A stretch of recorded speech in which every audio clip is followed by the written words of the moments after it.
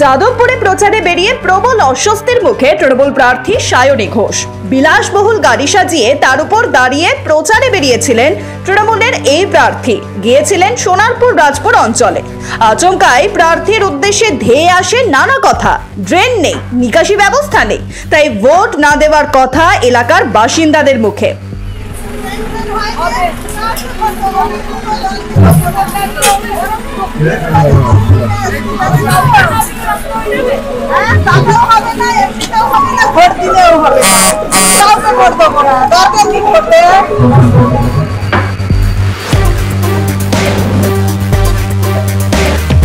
কিন্তু কেন প্রতিবাদ করছে তারা?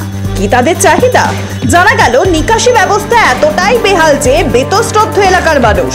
বাম আমল থেকে তৃণমূল আমলে তারাই এই দাবি জানিয়ে এসেছেন, কিন্তু কোনো কাজ হয়নি।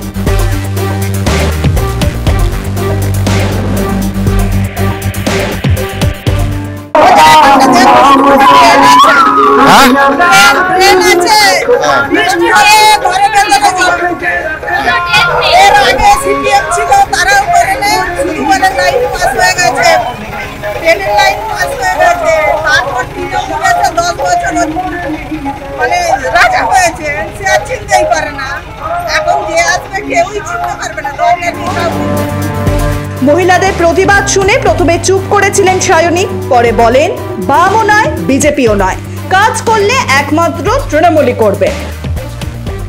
জলের প্রকল্পের কাজ তো হয়ে গেছে এবং ডিস্ট্রিবিউশনের কাজ চলছে। যে রাস্তাগুলো দেখছেন আপনারা, সেটা খোঁড়াই করা রয়েছে কারণ জলের লাইন বসা হচ্ছে। এগুলো তো একদিনের কাজ নয়, মানুষকে এটা বুঝতে হবে। আজকে প্রত্যেকের নিজস্ব সমস্যা নিজস্ব মনে হয়, কিন্তু মমতা বন্দ্যোপাধ্যায় প্রত্যেকটা বাড়িতে পশ্চিমবঙ্গে জল পৌঁছে দেওয়ার কাজ করছে এবং সেটা কমপ্লিট করে দেবে বাই 2024। তো সেখানে জলের লাইনের কাজ, ওটাই আমরা ওনাদেরকে বললাম যে প্রকল্প ইজ অনগোইং এবং তার সঙ্গে ডিস্ট্রিবিউশনের লাইন চলছে। ওরাও জানে যে কাজ যদি হয় তাহলে সেটা সিপিএমও করবে না, বিজেপিও করবে না, কংগ্রেসও করবে না, সেটা তৃণমূলই করবে। তাই তৃণমূলের কাছেই চাওয়া পাওয়ার কথা।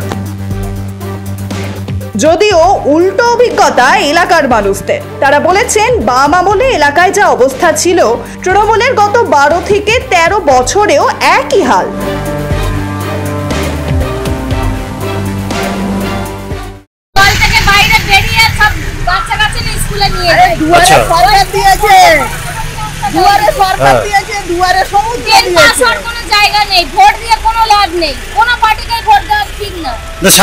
কি বললেন আপনারা? ওটাই বলা হয়েছে যে কাউকে ভোট দেব না আমরা। কেন ভোট দেবেন না? কেন এই জল নেই বলে? জল পাশার কোনো জায়গা নেই। জলের কথা বলি না, জল কেউই দেবে না, ড্রেন দেয় না।